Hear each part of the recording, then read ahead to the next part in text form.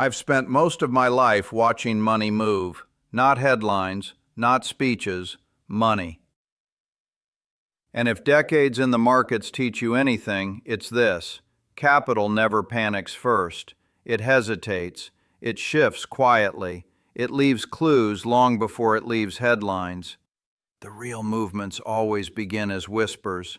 A small change in demand, a subtle adjustment in reserves, a quiet decision by institutions to hold something different than they did before. By the time those changes become obvious, the outcome is already set.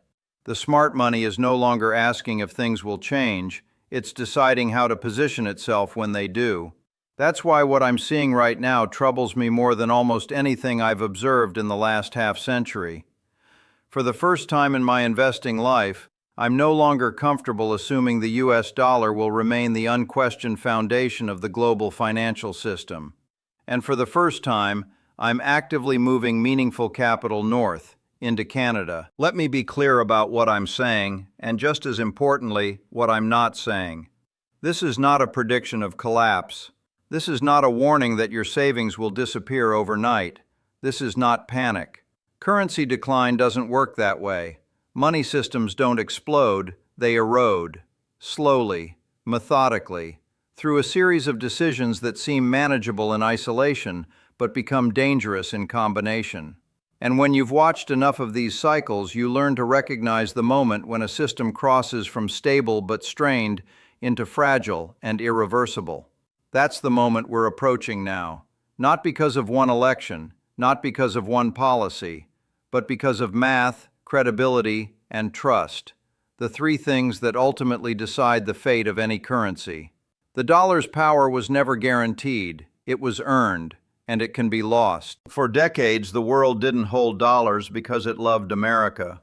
It held dollars because it trusted the system behind them, the discipline, the institutions, the belief that whatever disagreements existed, the foundation itself was solid. That belief is weakening, quietly, incrementally, but measurably. Central banks are adjusting reserves.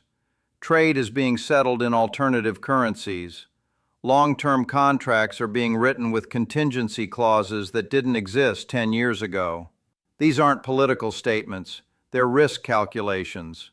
And when risk calculations change at a global scale, currencies eventually follow. I've lived long enough to know that institutional decline doesn't announce itself with alarms. It shows up as exceptions, then habits, then normalization. First, debt that was once unthinkable becomes routine. Then emergency monetary tools become permanent features. Then credibility is replaced by assumption. And assumptions are dangerous. The question isn't whether the dollar disappears. No reserve currency vanishes overnight. History doesn't work that way. The real question is simpler and more uncomfortable. Has the dollar begun the long transition from default choice to conditional choice? Because once that shift begins, reversing it requires extraordinary discipline. Discipline that modern politics struggles to produce. That's why I'm not waiting for confirmation. By the time confirmation arrives, protection is already expensive. In the next part, I want to explain how the dollar earned its dominance, why that dominance survived even after losing gold backing, and why the exact strengths that once protected it are now being steadily undermined. Because to understand why capital is moving today, you first have to understand what made it stay for so long. To understand why the dollar's position is changing, you first have to understand why it became dominant in the first place. The dollar didn't rise because it was perfect. It rose because, at a critical moment in history, it was the most trustworthy option available. After the Second World War, much of the world lay in ruins. Europe's industrial base was shattered. Asia was rebuilding from devastation.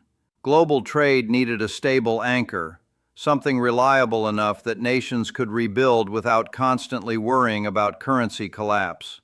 That anchor became the US dollar, not because it was magical, but because it was backed by three things that mattered more than gold itself: productive capacity, institutional discipline, and credibility.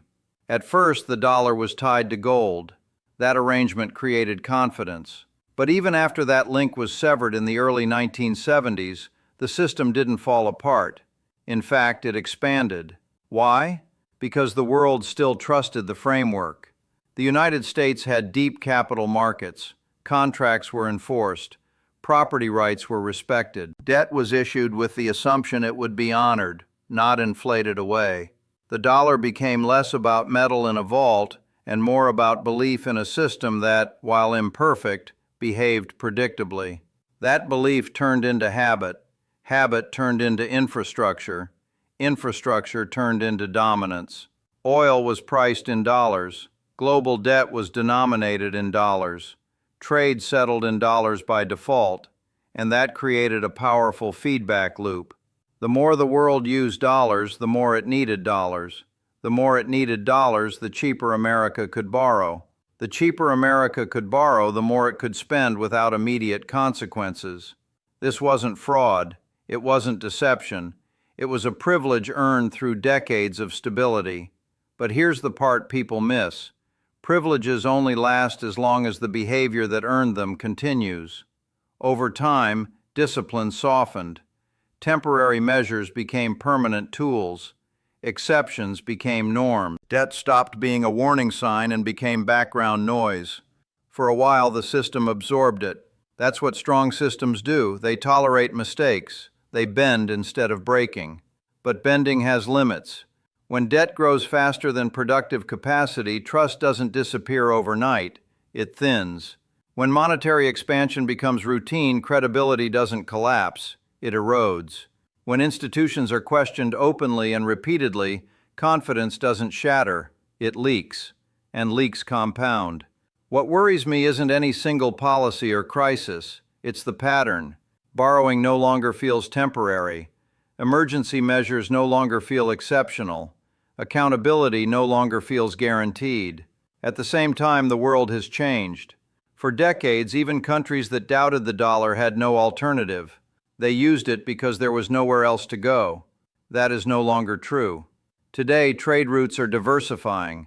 Payment systems are fragmenting. Currency arrangements are becoming regional rather than universal. Not because the dollar has failed, but because dependence itself has become a risk. And when the world starts treating dependence as danger, reserve status quietly weakens. This is how transitions begin, not with rejection, but with redundancy. There is a moment in every long-running system when decisions stop being philosophical and start being mathematical. I've seen it many times, in companies, in cities, in entire nations. At first, leaders debate values. Later, they debate priorities. Eventually, they debate constraints. And when constraints take over, options disappear quickly. The United States hasn't reached collapse, but it has reached constraint. Debt on its own is not the enemy. Used wisely, borrowing accelerates growth. It builds infrastructure, funds innovation, creates future capacity. But debt becomes dangerous when it grows faster than the system supporting it. That's where the warning lights begin flashing. Today, federal debt is not just large, it is structurally embedded. Each year requires new borrowing not for growth, but for maintenance. Interest payments alone now rival entire federal departments. This changes everything. When a government borrows to pay interest, it is no longer investing, it is surviving. And survival borrowing carries consequences. Investors don't panic immediately. They adjust quietly. They shorten maturities. They demand higher yields. They diversify exposure. This isn't emotion, it's arithmetic. If debt rises faster than output, servicing costs rise faster than revenue. If servicing costs rise faster than revenue, something must give. Taxes rise, spending falls, or the currency absorbs the pressure. Historically, governments choose the currency, not because they want to, but because it feels less visible. Inflation doesn't require a vote. Currency debasement doesn't show up on a ballot, but its effects reach everyone. And here's the key point most people miss. Confidence doesn't collapse because debt is high. It collapses when people believe discipline is gone. For decades, the world believed the U.S. would eventually correct course. That belief allowed debt to grow far beyond what would be tolerated elsewhere. But beliefs have expiration dates. When political incentives reward expansion and punish restraint, markets notice. When long-term promises exceed long-term capacity, markets notice. When every solution involves more borrowing, markets notice. And markets don't wait for press conferences.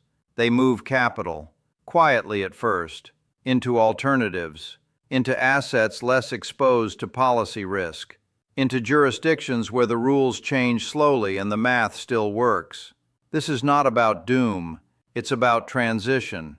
The most dangerous moment for any system is when leaders still believe they have time, but the numbers have already decided otherwise. Capital is not patriotic. It doesn't vote. It doesn't argue on television. It observes, calculates, and reallocates. That's one of the hardest truths for people to accept, especially in powerful countries. We like to believe money stays because of loyalty, identity, or history. In reality, it stays because conditions make sense, and when they stop making sense, it leaves, quietly. Not all at once, not dramatically, but steadily. Capital doesn't require perfection. It requires predictability. It asks simple questions. Will contracts be honored? Will rules change overnight? Will the currency hold its value relative to alternatives? Will institutions restrain bad decisions or amplify them? When those answers become uncertain, money doesn't wait for confirmation. It hedges. That's what we're seeing now. Not a dollar collapse, not panic selling, but gradual diversification away from concentration risk. Central banks reduce dollar share slightly. Sovereign funds rebalance. Long-term investors increase foreign exposure. Each move looks insignificant alone. Together they form a trend. This is how reserve dominance erodes, not through rejection but through dilution. And this brings us to something deeply misunderstood. Power attracts attention. Stability attracts capital. They are not the same thing. Countries that dominate headlines often scare investors. Countries that rarely make headlines often outperform. Because drama creates volatility. Volatility creates uncertainty, and uncertainty demands a higher return. When a system can no longer offer that return without borrowing more, the equation breaks. That's why alternatives don't need to replace the dollar to matter. They only need to exist. Once alternatives are viable, even marginally, monopoly power fades. Capital doesn't ask, is this country stronger than America? It asks, is this country less risky than America right now? And sometimes the answer is yes. That's uncomfortable to hear, but markets are not sentimental. Every major financial transition in history has one common pattern. The winners are rarely the loudest. They are almost never the most ambitious, and they are never the most emotional. They are boring.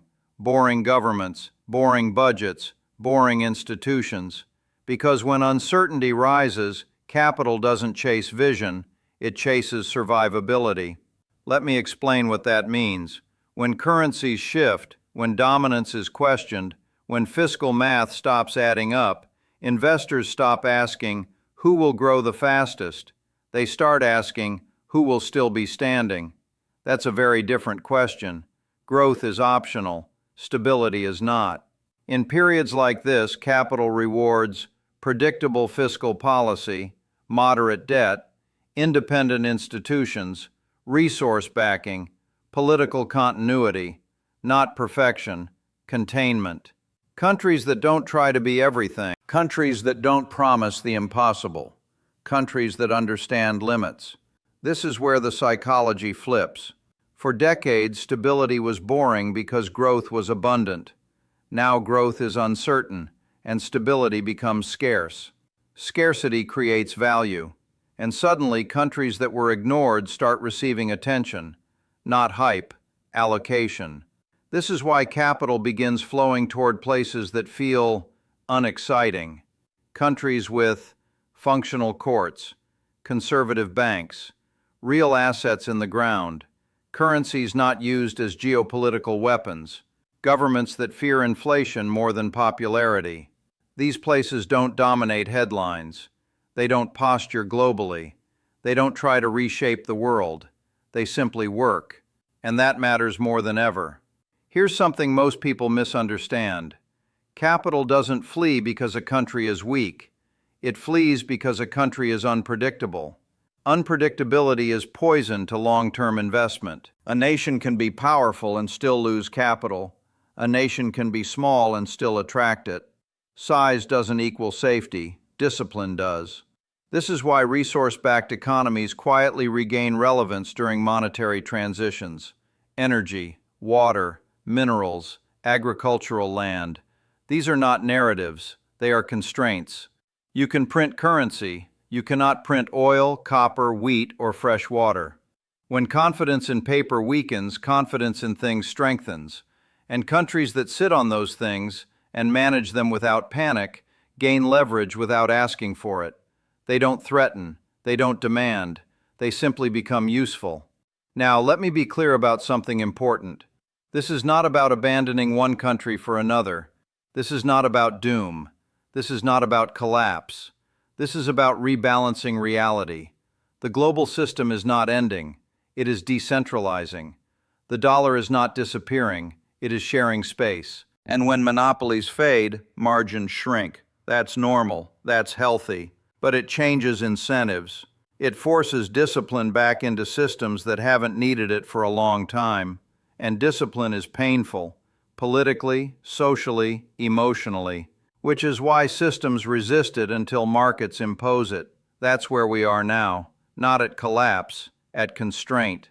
The next phase won't be dramatic. It will be administrative, lower growth, higher borrowing costs, more trade-offs, fewer free lunches. And in that environment, capital doesn't look for dreams. It looks for quiet competence. Countries that understand this don't rush. They don't celebrate. They don't declare victory.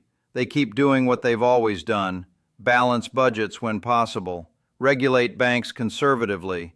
Invest slowly. Avoid unnecessary conflict. Let others make noise. And over time, capital notices. Not with headlines, with balance sheets. If there's one lesson history teaches again and again, it's this. Transitions reward patience. Chaos rewards no one. The countries that endure are not those that deny reality, but those that adapt to it early, quietly, without drama. That's where capital goes when the whispers get louder.